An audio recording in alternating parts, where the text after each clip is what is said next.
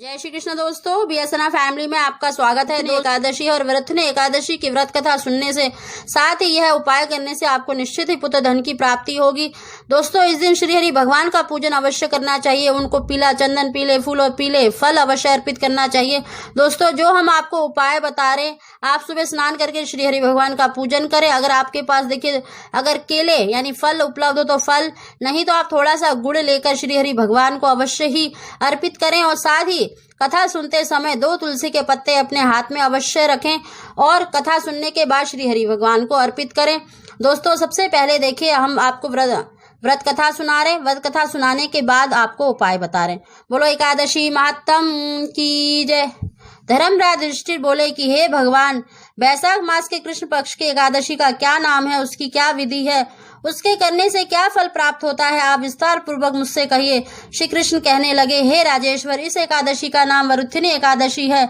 यह सौभाग्य को देने वाली है, सब पापों को नष्ट करने वाली है तथा अंत में मोक्ष देने वाली है। इस व्रत को यदि कोई अभागिन स्त्री करे तो उसको सौभाग्य मिलता है। इस वरुथिनी एकादशी के प्रभाव से राजा मानधाता स्वर्ग को गया था।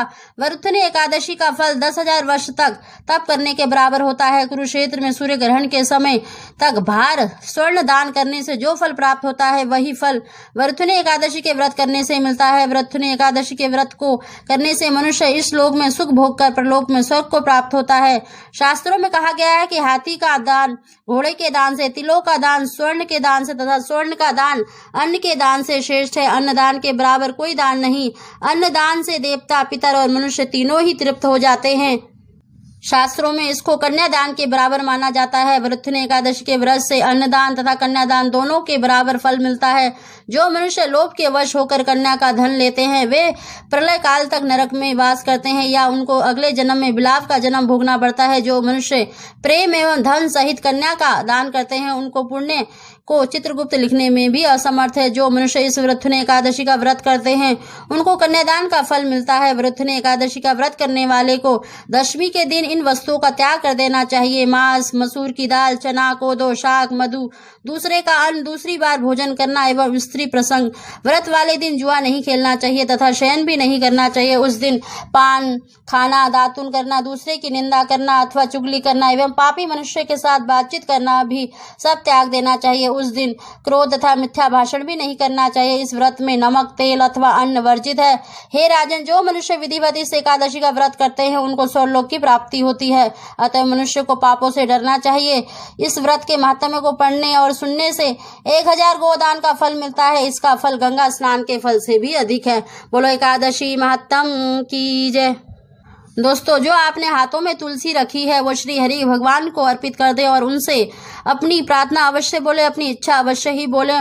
दोस्तों, श्री हरि भगवान को गौ माता अति प्रिय है और श्री हरि भगवान को अर्पित करके गुड़ या 2 केले भी अगर आप गौ माता को खिला देते हैं तो निश्चित ही जो भी आपकी मनोकामना है वो अवश्य ही पूरी होती है।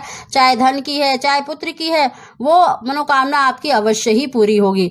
दोस्तों, अगर आप केले का भोग लगाया है तो केले, अगर गुड़ का भोग लगाया है तो गुड़ के साथ आप हरा चारा अवश्य ही गौ माता को खिलाएं, जिससे कि आपकी मनोकामना अवश्य ही पूरी होगी। साथ ही दोस्तों, गौ माता को अगर आप हरा चारा या आप केले खिला रहे हैं, अगर आपको बैठी हुई गौ माता मिल जाती है तो उनको अवश्य ही खिलाएं। और साथ ही आप गौ माता के सींगों को अवश्य ही स्पर्श करें और गाय माता के मस्तक पर अपना मस्तक लगाकर उनसे प्रार्थना अवश्य ही करें। दोस्तों, इस प्रकार अगर आप गाय माता को कुछ भी या गुड़ या केले खिला देते हैं तो निश्चित ही आपकी मनोकामना अवश्य ही पूरी होगी। श्री हरि भगवान को गौ माता सबसे अधिक प्रिय है, तो उनका आशीर्वाद आपको अवश्य ही मिलेगा। दोस्तों, इस उपाय को अवश्य ही करें, कथा सुनकर ही करें तो आपको और अधिक फल मिलेगा। दोस्तों, अगर आपको हमारी जानकारी वीडियो पसंद आई हो तो उसको लाइक अवश्य करें और कमेंट बॉक्स में जय श्री कृष्ण अवश्य लिखें। आप सभी को जय श्री कृष्ण।